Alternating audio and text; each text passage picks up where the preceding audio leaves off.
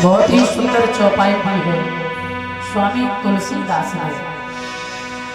बिनु सतसंग विवेक न होई, बिनु सतसंग विवेक न होई, बिनु सतसंग विवेक न होई, बिनु सतसंग विवेक न होई। राम कृपा बिनु सुलभ न सोई, राम कृपा बिनु सुलभ न सोई, राम कृपा बिनु सुलभ न सोई। बिनु सतसंग विवेक न होई, और राम कृपा बिनु सुलभ न सोई। बिना सत्संग के विवेक की जागृति नहीं होती है। और देखो ये भागवत जी का श्लोक कह रहा है, भाग्योदयन बहुजन्म समर्जितेन। समर्जितेन माने होता इकट्ठा करना, एकत्रित होना। हम जीवन में धीरे धीरे धीरे धीरे जैसे बूंद बूंद से घड़ा भरता है, हम जीवन में जितने पुण्य करते हैं जब हमारे बहुत सारे पुण्य इकट्ठे हो जाते हैं तब हमें सत्संगम च लभते। लभते माने प्राप्त होता है। क्या बोले? सत्संगम च लभते पुरुषो यदा वै। जब जीव के कई जन्मों के पुण्य उदय होते हैं तब उसे निश्चित रूप से भगवान का सत्संग मिलता है। और जब सत्संग मिलता है तो कितनी सुंदर बात कही है, अज्ञान हेतु कृत। अज्ञान के हेतु क्या है? काम क्रोध लोभ मोह अहंकार, ये सब अज्ञान के हेतु है। तो अज्ञान हेतु कृत मोह मदान कारणाशम विराही तदोदयते विवेकः। कहते हैं बोले हमें जब सत्संग मिलता है तो हमारे जो अंदर विकार भरे हुए हैं जन्म जन्मांतर के, तो बोले उन सबकी विदा हो जाती है, उनका नाश हो जाता है। अज्ञान हेतु कृत मोह मदांधकार नाशम। जितने अंधकार भरे हैं, जो अज्ञान भरा है, बोले इनका नाश हो जाता है। मदांधकार नाशम। फिर विदा ही तदो, विदा हो गई उनकी। और जब इनकी विदा हो जाती है, विकार जब नष्ट हो जाते हैं तो हमारे अंदर फिर सुंदर तदोदयते विवेक, सुंदर विवेक की जागृति होती है।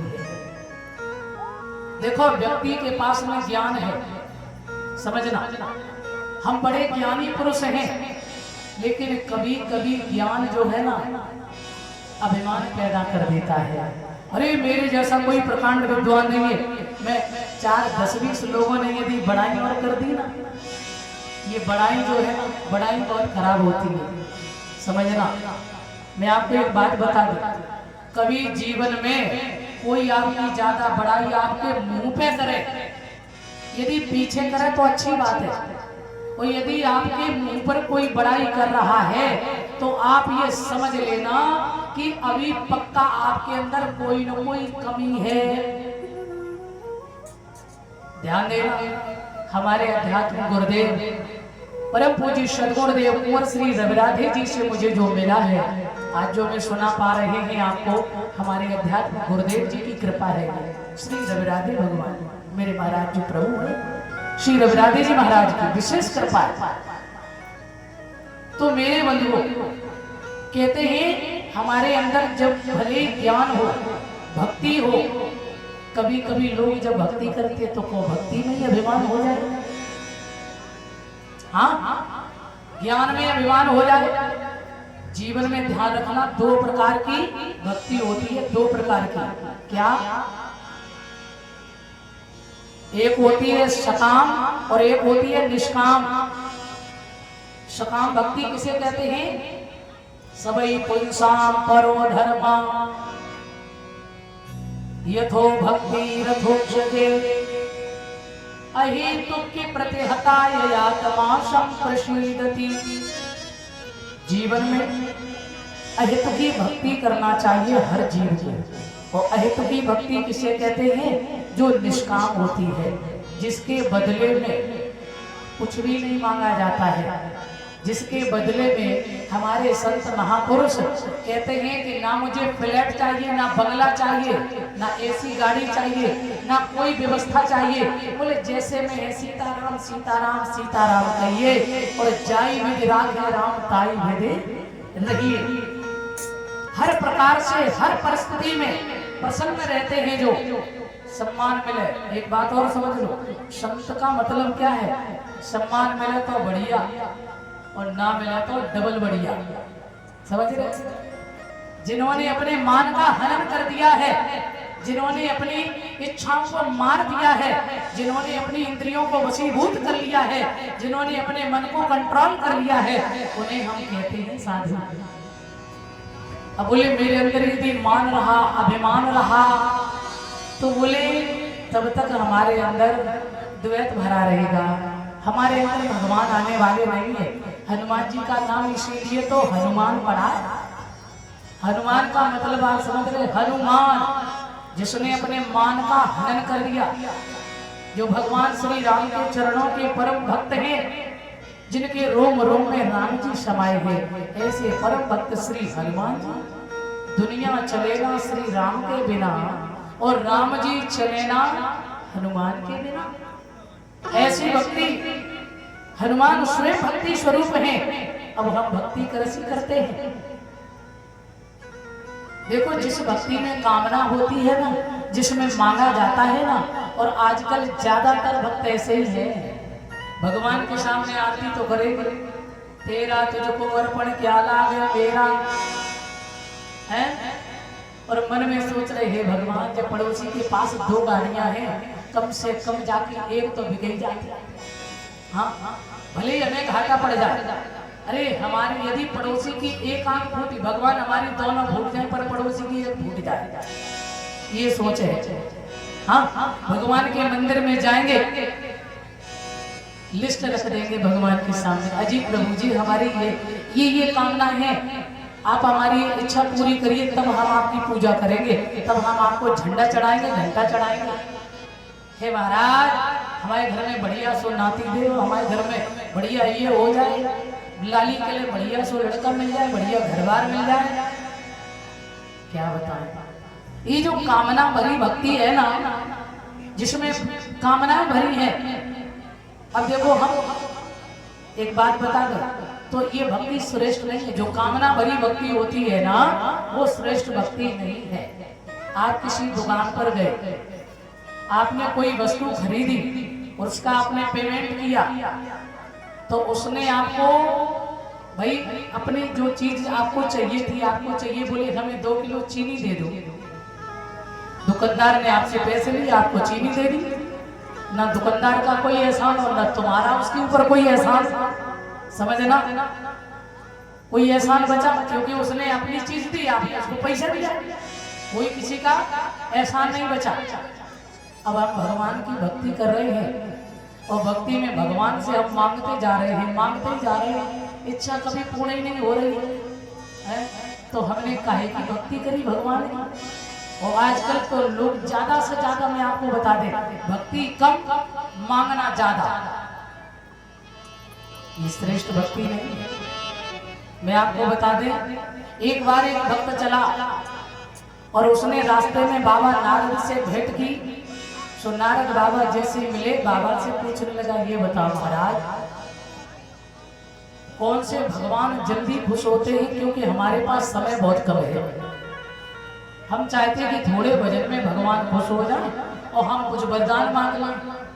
तो बोले देखो, कन्हैया जी व्यस्त रहते, राम जी भी व्यस्त रहते, और भोले बाबा के तो बहुत ही भक्त हैं दुनिया में। फिर बोले आप तो ब्रह्मा जी का भजन करो, उनके भक्त कम है, कम पूजा होती है। तो बोले अच्छा। सो भक्त गया पुष्कर में, पुष्कर में ब्रह्मा जी का मंदिर है।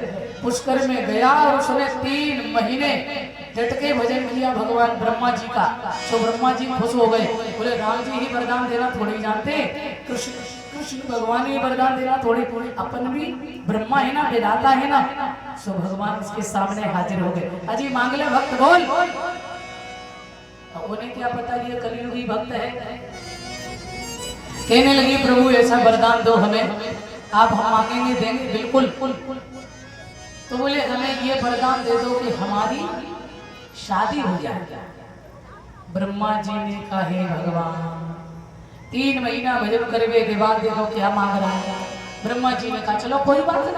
और बोले मैं इतने प्रसन्न है कि तूने 3 महीना भजन किया 3 ही वरदान मांग ले। ध्यान देना। तो अब उसने कहा बोले पहला वरदान हमें ये दे दो हमारी शादी हो जाए, और दूसरा वरदान ये दे दो कि हमारा मकान बन जाए। अच्छा जी दिया तथास्तु तथास्तु। और तीसरा बोले तीसरा वरदान ये दे दो जब हम मांगे तब 3 वरदान फिर दो। अरे भैया बड़ा चालाक। ब्रह्मा जी ने कहा भैया भक्ति करी देना पड़ेगा, कोई बात नहीं। दिया भैया तथास्तु। अब उन्हें क्या पता कलियुगी भक्त घर गया मकान बन गया शादी हो गई। एक बार आंधी तूफान आया बड़ी जोर से बारिश होने लगी तो मकान का डिस्टेंपर धुल गया। ब्रह्मा जी को बुलाने लगा रात में, अरे बेहता जी। तो ब्रह्मा जी ने कहा अरे भगत बुला रहा है, उसने 3 महीना मेरी तपस्या करी है ना, कोई बात नहीं जाना पड़ेगा। तो ब्रह्मा जी तुरंत हाजिर हो गए। हाँ जी सरकार बोल। बोले पहला वरदान ये दो हमारे मकान के अगल बगल होकर के कोई आंधी तूफान ना निकले। ब्रह्मा जी बोले दिया तथास्तु। दूसरा वरदान ये दो हमारे मकान पे कभी वर्षा तो होनी नहीं चाहिए। देख रहे हो सारा डिस्टेंपर खराब हो गया मकान का। ब्रह्मा जी बोले फिर नाम ले जाइए तो चल भैया दिया कोई बात नहीं। और तीसरा बोले तीसरा जे दे जब मांगे तब 3 फिर दे। अब ब्रह्मा जी बड़े परेशान। तीसरी बार तो भगत जी को जुकाम बुखार हो गया। अब शरीर है परीक्षित जी, कभी बुखार भी आ सकता है जुकाम भी हो सकता है, ये शरीर का धर्म है। तो डॉक्टर के पास नहीं गया। बोले डॉक्टर के पास क्यों जाए, खामे खाम 3 महीना तपस्या करी। हाँ तो रात में ही ब्रह्मा जी को बुलाने लगा, अरे विधाता जी। तो विधाता जी ने कहा हे भगवान जाने 3 महीना भजन का करो, जाने बिना पैसा को चपरासी बनाए। अब ब्रह्मा जी हैरान सृष्टि करने में लगे थे बेचारे, भाग करके आए। हाँ जी बोल सरकार बोल क्या बात है। तो बोले पहला वरदान हमें जे दो हमें कहूँ बुखार ना आए। ब्रह्मा जी ने कहीं तूने हृदय कर दिया। अब बताओ बुखार के लिए भी वरदान चाहिए। अरे डॉक्टर के पास जाओ दवा ले लो। अरे बोले पहला वरदान ये दो कि हमें कभी बुखार नहीं आना चाहिए। सब ब्रह्मा जी बोले दिया भैया। दूसरा बोले दूसरा वरदान जे दो हमें जुकाम खांसी तो कब हो गई। हाँ जी दिया। और तीसरा जब मांगे तब 3 फिर दे। ब्रह्मा जी परेशान। ब्रह्मा जी भागे प्रभु के पास, हे नारायण हे नर्मदेश्वर, हे प्रभु नर्मदेश्वर हमारी रक्षा करो, त्रहमा त्रहमा।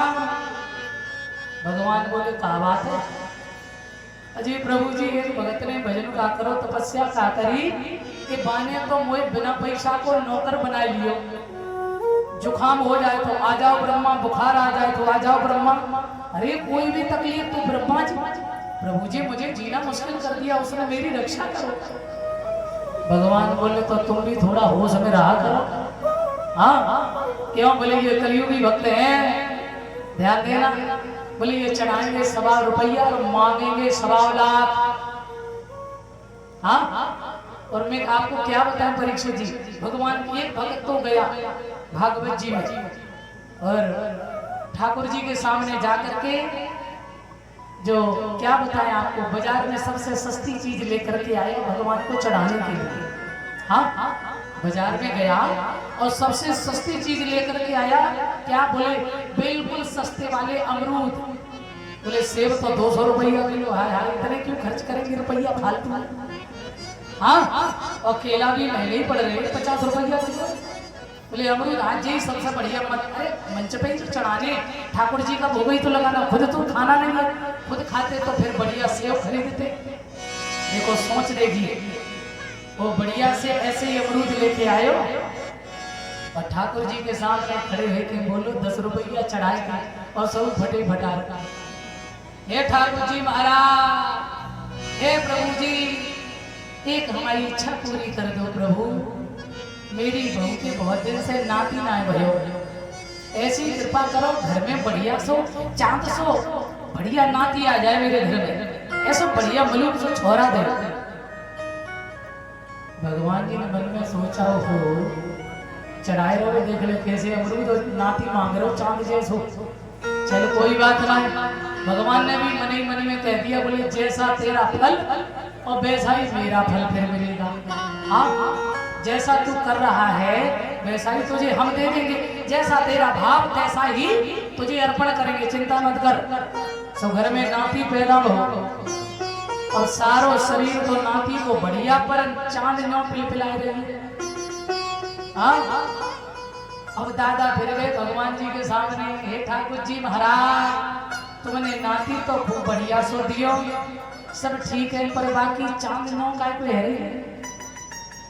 भगवान ने कही तुमने की याद कर ले, तूने अमरूद कैसे चढ़ाया? तू जब बिलबिला अमरूद चढ़ाएगा तो तेरा नाती भी तो बिलबिला ही होगा ना पैदा। बोल गोविंद भगवान की है। तो बोले महाराज ये कलियुगी भक्त हैं, ये भक्ति कम करेंगे, मांगेंगे ज्यादा और ये चढ़ाएंगे क्या। और सबसे बड़ी बात तो ये कि जो सब दुनिया की बैंक बंद हो जाए तो ये बैंक चालू रहती है हमेशा। जितने फटे कटे छटे सब यही चढ़ाओ जो मंच पर। बोल गोविंद भगवान। हाँ परीक्षित सही बात। और मैं आपको क्या बताऊं, एक जगह तो 100 के नोट चढ़ा दिए, सब नकली। मैंने कही क्या बात, जय हो, भगवान का भी डर नहीं है। बोल सच्चिदानंद भगवान। तो ध्यान रखना, कभी भी भगवान को गंदा फल गंदा फूल या तुम पे सामर्थ्य ना हो तो ऐसे ही प्रणाम कर लो, जरूरी नहीं है तो फड़े सड़े गले सब चढ़ाओगे क्या जरूरत है। हाँ, सब फटे बढ़ाए नहीं चलते। भगवान ने कहा अच्छा जाओ ब्रह्मा जी, कोई बात नहीं, हम तुम्हारी सहायता करेंगे। भगवान ने सरस्वती मैया को आदेश दियो, जाओ माँ भगत की जीप पे जाके बैठ जाओ। सरस्वती मैया बैठ गई। अब फिर भगत जी ने आवाज लगाई, अरे विधाता जी। सो विधाता जी दौड़ के आए। बोल भैया क्या बात है, बोल। आहा, विधाता जी सोच रहे पतो नहीं कहा मांगे। बोले पहला वरदान हमें ये दियो, हमारा मन भगवान के चरणों में लगे। ब्रह्मा जी ने सोची अब कछु सुधारो में। हाँ, बहुत बढ़िया। बोले मेरा मन भगवान के चरणों में लगे।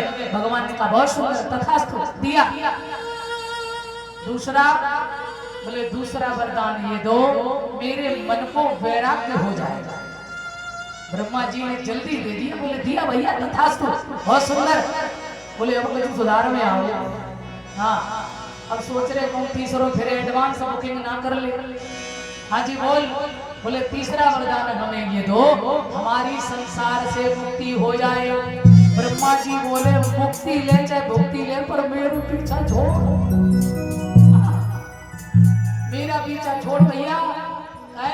बोले ये है कलियुगी भक्त, तो इसे कहते हैं सकाम भक्ति, जिसमें कामना भरी होती है, जिसमें मांगा जाता है, जिसमें कोई न कोई वरदानों की लिस्ट पेश कर दी जाती है, वो होती है सकाम भक्ति, जिसे कहते हैं मद भक्ति। और एक है निष्काम, जिसे कहते हैं अमल भक्ति। कहते हैं भक्ति में भगवान को मांगना मना है। संसार की वस्तुएं तो बहुत छोटी चीज है। कहते हैं भक्ति में मुक्ति भी मत मांगिए।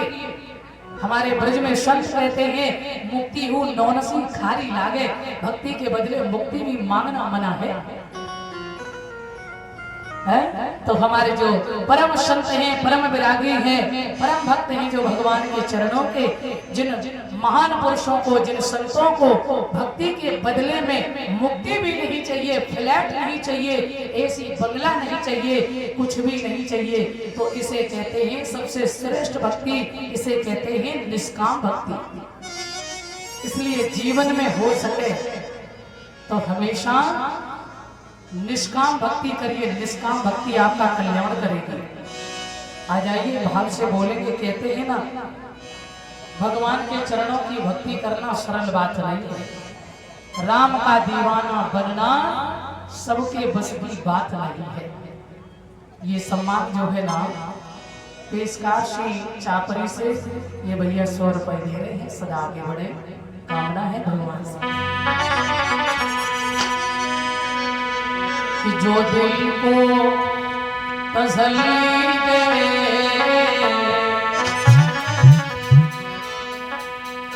जो दिल को तसल्ली दे, तुझ बिन कोई और नहीं। जो दिल को तसल्ली दे, तुझ बिन कोई और नहीं। जो दिल को तसल्ली दे, तुझ बिन कोई और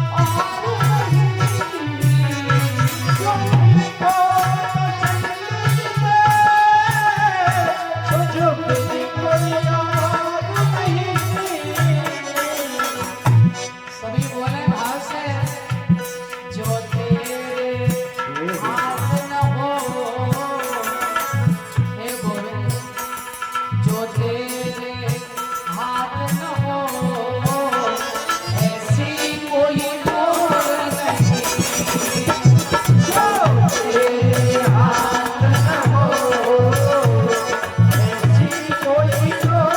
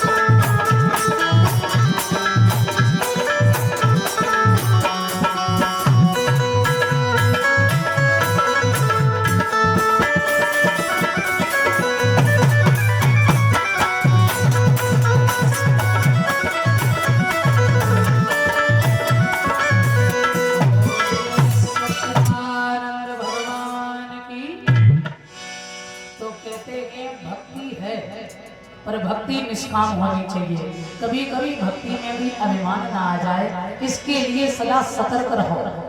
ज्ञान है अच्छी बात है, परंतु ज्ञान में जब अभिमान हो जाता है तो वो ज्ञान आपके समझ लो सब कुछ खराब ही हो जाता है। इसलिए कभी भी ज्ञान में भी अभिमान नहीं,